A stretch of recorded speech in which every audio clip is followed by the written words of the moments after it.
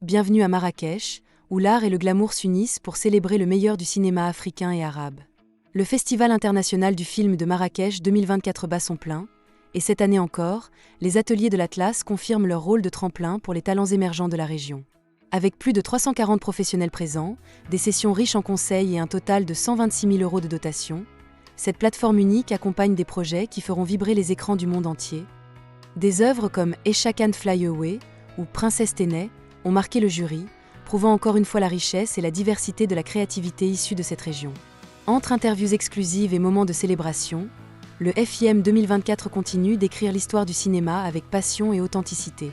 Restez avec nous pour des extraits d'interviews exclusifs et plongez au cœur de cette 7e édition, où les étoiles du cinéma brillent sous le ciel de Marrakech. Le festival permet vraiment de faire connaître les jeunes talents d'ici. Ça ouvre les portes aussi à tous ces jeunes metteurs en scène très talentueux qui commencent à naître ici. Et ce festival réunit depuis déjà 2001 tous les plus grands artistes du monde entier et c'est devenu vraiment une destination très importante pour les grandes productions qui arrivent de partout. Come with somebody that, because these are not natural experiences coming to a festival. So it's quite nice, to experience it together and experience a new festival. I haven't been here before, so it's exciting to be here. Enfin, les deux premières choses qu'on retient comme ça tout de suite, c'est le jury, qui est absolument incroyable, jeune, dynamique. Et on a déjeuné ensemble ce midi. Et ils ont l'air de très très bien s'entendre, ils ont fait la répétition, ils ont été éblouis par la salle. Donc j'ai hâte de les voir tout beaux ce soir. Et puis ces leçons de cinéma merveilleuses. Ce soir, Tim Burton sera là devant vous avec Monica Bellucci, David Cronenberg, Justine Triet qui a eu plus de 80 prix pour son dernier film dont la Palme d'Or. Donc voilà, de grands moments et c'est l'ouverture ce soir. Donc on est très heureux d'être là. بقالي 3 سنين تقريبا ما جيتش يعني كنت مشغولة فيهم لكن غير كده هوت ما فيش حاجة ممكن تخليني ما اجيش مهرجان مراكش يعني مهرجان مراكش غالي على قلبي قوي ومن أحب المهرجانات لقلبي. C'est une édition riche avec beaucoup de nouveautés. Un nouveau lieu, le Théâtre Médène, qui nous permet d'étendre le festival dans la ville et puis aussi d'ajouter des conversations qui sont devenues un des programmes phares du festival avec des noms incroyables cette année, Tim Burton, Alfonso Cuarón et tant d'autres.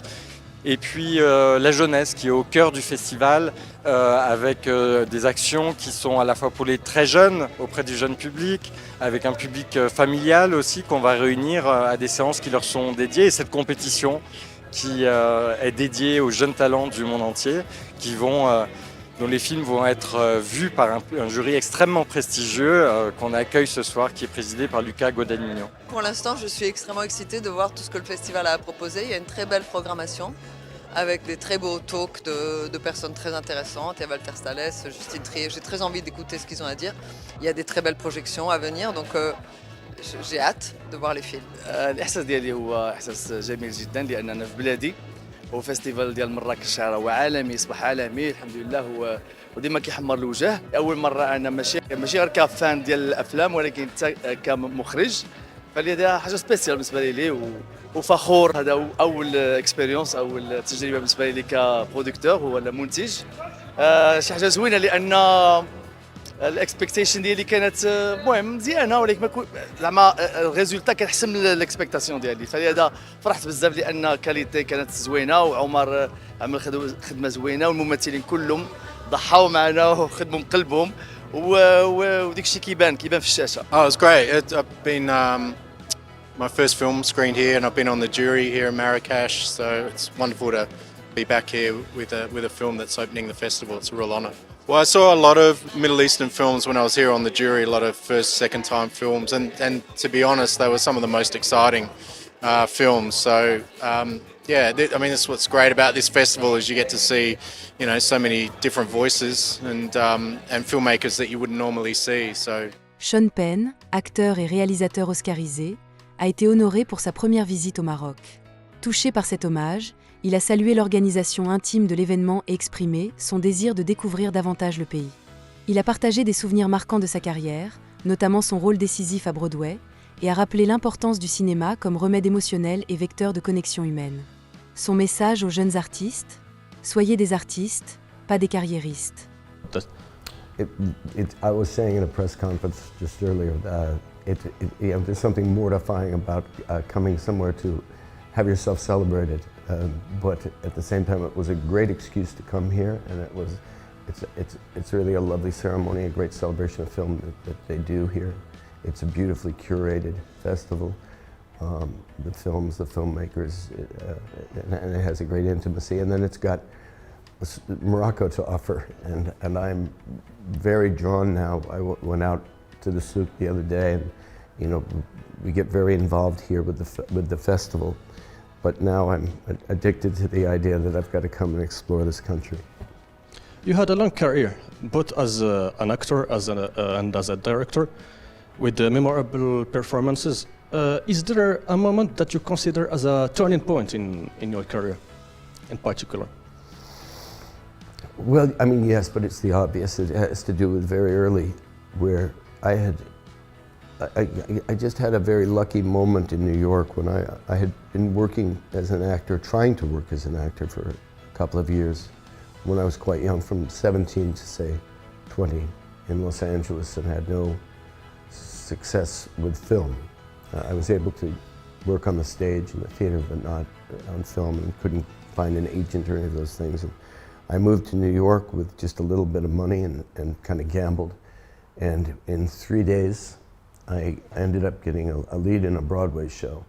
And that really changed everything, because I was seen in that show, and from that I got a movie, and that led to, you know, the longer career. Of course, along the way there were ups and downs, but that would have been the big moment of change. You're also known for your commitment to social causes. Do you think these experiences have influenced your approach to storytelling and art projects? I suppose each thing in our lives influences the other, back and forth. For me, there's, you know, in some way it all boils down to expression, and which is meant to be a shared experience. And so, in some way I blend them. It's just the way life's gone. I like to use the phrase, as it turns out, this is what I do. Your roles are often deeply introspective and emotionally demanding. How do you choose projects that are worth your investment? Usually it's director generated. Usually it's a director that I find has an exciting vision. With that, the screenplay. And it has to do also with where you are in time of life. And by time of life, it's not only those personal aspects, but the parts of it that are, you know, if it's territory that you've already treaded, or if it's things that are going to expand you in some way or challenge you in a new way. One doesn't benefit too often by repeating, you know, a kind of character music. So, you know, each day brings its new surprise, and even over the course of a year, you can find that the kind of film you're interested in doing has changed from what the last film was. You know? If you could pass one message to the next generation of actors and directors, what would it be? Don't be careerists, be artists. And with the advent of digital technologies such as AI and all in filmmaking, how do you envision the future of cinema? Well, it's hard. That's obviously, it's something that's being pondered by a lot of better minds than mine. There are incredible tools in it. To date, very few of them apply to the sort of dreams that I have that would translate into cinema. But there are some of those tools that I've used and that I think there's great benefit to. We know that it's all about how we use them. Used well, we can make magic. Used poorly, we can become sort of lazy cookie cutters of sort of phantom realities that don't do us much good. I say that as an actor and a director, you have a unique perspective on how stories should be told. If there is a theme, a thematic or a story you still wish to explore in your future project, what would it be? Yeah, I mean, well, one would hope that each filmmaker has a unique sense of how stories should be told, and that certainly there's not, there's one for each person, and then there's the way in which people implement that allows it to be a shared experience. In terms of going forward, I think that for me, not always, but as a general anchor, the idea of being increasingly clear of the times that we live in, and that whether one is doing something in the abstract, in comedy, in drama, a period piece or a contemporary piece, that it has some relevance, because I think movies can be, as a filmmaker once said, very big medicine. And so we should apply ourselves to understanding what ails us and where we can either help or comfort. Let's talk about this role in particular in Daddio. You play a taxi driver engaged in a captivating conversation with Dakota Johnson's character, if I recall. So what drew you to this intimate dialogue, and was it the challenge of a story centered solely on conversation? Yeah, I think the first thing was that this was a project that Dakota had brought to me, and I had known her for some time and liked her very much as an actress and a person. And so when I opened that script, I was hoping to like it. And I think that the discussion about the sort of sexual politics between men and women in the cultures, in all the cultures today, that one being the American culture, was very timely and excited me. And there was great heart in the story that Christy Hall wrote and directed. The film heavily relies on the dynamic between your two characters. How did you work with Dakota Johnson to create such a palpable on-screen chemistry? I think we trusted the chemistry we would have largely and especially on the wings of that screenplay. Both of us had responded very strongly to the screenplay, and the director was a lovely director, really had a very gentle hand and guided us. So it was really very classic in the sense that there wasn't a lot of rehearsal. It was more, we were excited to be surprised by the dynamics that the screenplay would impose on us. And the screenplay for the film explores some universal themes like vulnerability, loneliness, and human connection. How do these themes resonate with your own sensitivities as an artist and a person? It's hard to articulate, but I certainly, would confess that I found it very familiar, and so again, that's it. That screenplay offered a lot of trust to the actors. Yeah. In general, with the constantly evolving cinematic landscape, particularly with the rise of streaming platforms, how do you see the future of narrative cinema? It's a good question, and I don't know the answer to it. I was saying before that one of the great things about this streaming thing is that it's truly internationalized film. Even 5 years ago in the United States, it would be, hard to conceive of a very well-seen, widely seen foreign film with subtitles.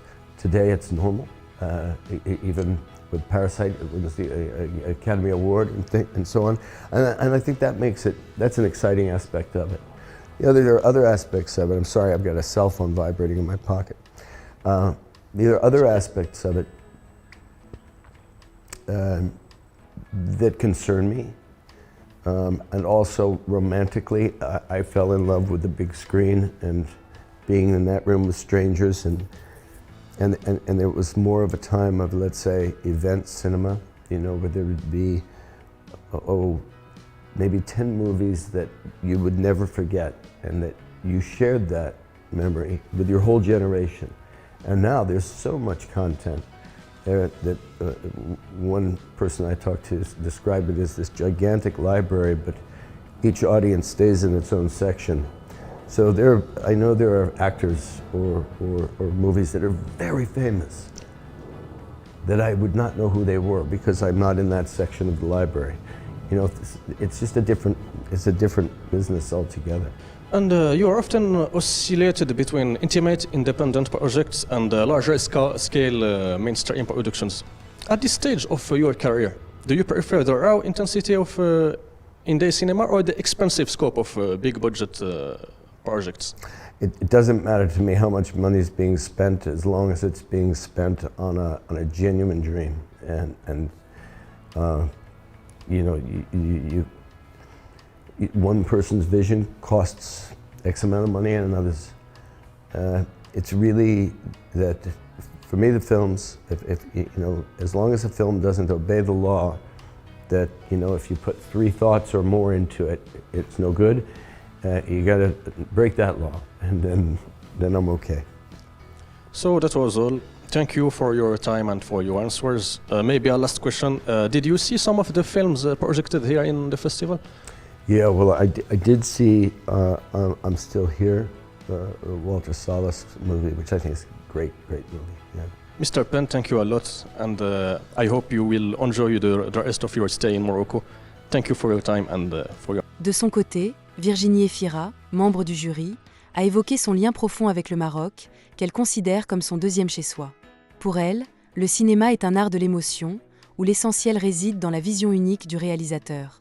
Elle a également partagé son parcours atypique, entre doute et persévérance, inspirant à croire en ses rêves malgré les obstacles. 2 voix, 2 regards, pour célébrer un festival qui place l'humain et l'art au cœur de l'émotion.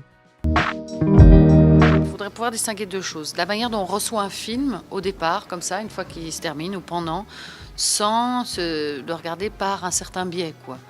Et pas se dire que forcément parce qu'un sujet serait plus important ou plus lourd, et bien c'est celui-là qui mériterait, d'avoir une réception directe d'un plaisir de cinéma.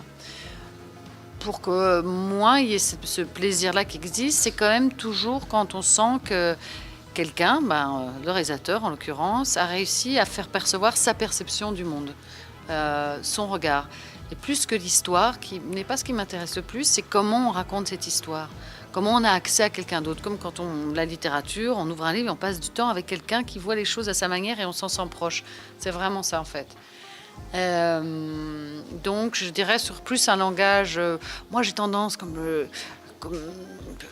peut-être parce que je suis belge, qui arrive en France, et qu'en France, il y a beaucoup la critique, parfois d'être un peu trop dans l'analyse, et je pense plus intéressant l'endroit aussi du cœur et de la vibration, et le langage de l'émotion, quoi. Franchement, l'ambiance, elle est super et tout. Moi, j'étais un peu timide quand même au début. D'abord parce que my English is not fabulous. Hein. Donc, au début, j'étais un peu OK, parce que quand tu veux dire quelque chose, j'arrive à parler en anglais. Mais en français, je dis pas que je suis super marrante, mais enfin, si je peux faire une blague, là, en anglais, laisse tomber la blague, j'essaie de... C'est un peu difficile d'arriver de soi, mais bon, franchement, ça va. Et puis, on a commencé à faire pas les délibérations, vu qu'on n'a pas encore vu tous les films, mais de donner son avis sur les films, et le fait de passer par le cinéma, ce que tu aimes, et ce que tu en penses, et d'écouter les autres, ça permet en fait d'avoir accès à l'intimité de tout le monde, sans forcément parler de sa propre intimité, ça c'est vraiment intéressant. Je les trouve tous vraiment chouettes, quoi, quel que soit leur statut, leur positionnement, leurs différents métiers. Donc on arrive à être vraiment ensemble. Ouais, ça m'a pris un peu de temps.